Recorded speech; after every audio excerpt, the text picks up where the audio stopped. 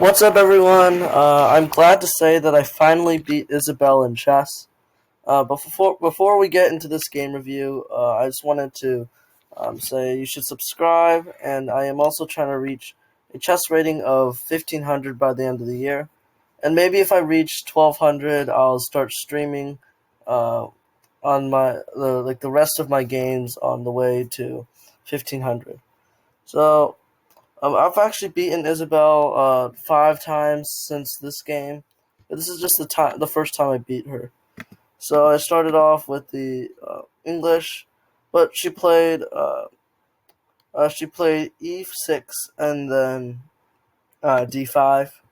So what this does is it challenges the pawns I have here. I can either try to protect them more by a move such as d3, but say Isabel takes uh, at c4, and then I have to take back. There's gonna be no protection for my pawns, so I decided to trade. And instead of taking the pawn right away, Isabel actually develops her knight and adds more pressure to the pawn. I develop my knight, but I won't have enough to protect the pawn. So, I don't think this was a good move here by Isabel. It allows me to trade away a very vulnerable pawn.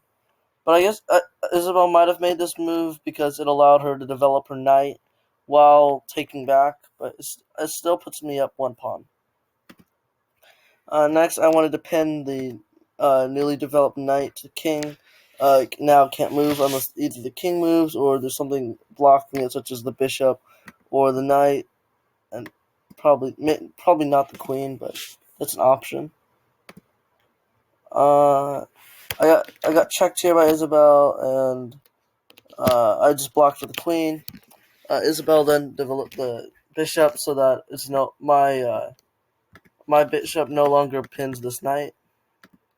I decided to trade queens here. I didn't like the position I was in. I developed my knight to allow me to later castle kingside, and then Isabel pressured my bishop, so I decided this was the right chance to trade.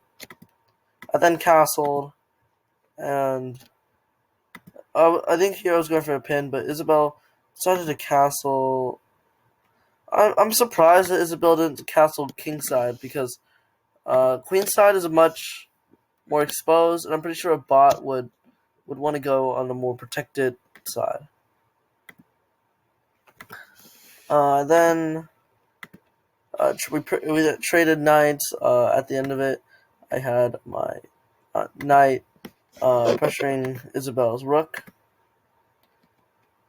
I moved up my pawn to b3. I wanted to. I think what I was trying to do was clear space for my bishop. I really like this diagonal, and it would later allow me to attack um, the castle.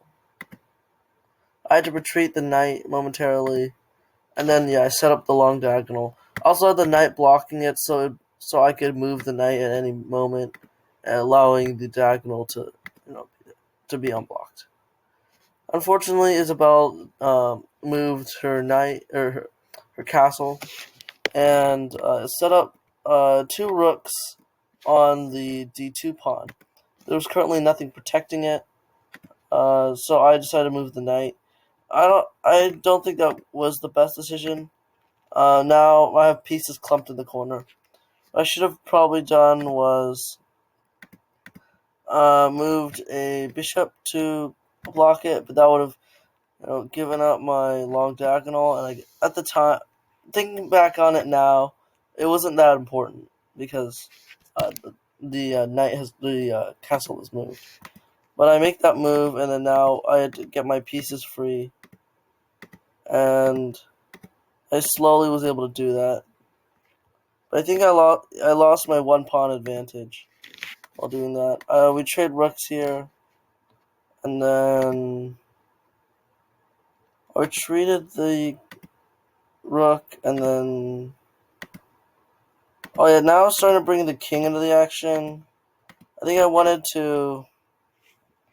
I was trying to use every piece I had on Isabel. Not very smart. I think this is the first time I actually brought the king out to help this early in the game. Uh, and Isabel.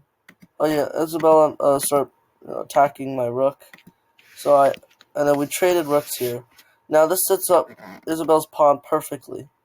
Mine is a straight line too, but since it's happening on like this line here, Isabel's pawn is much closer, and I have to deal with that threat immediately.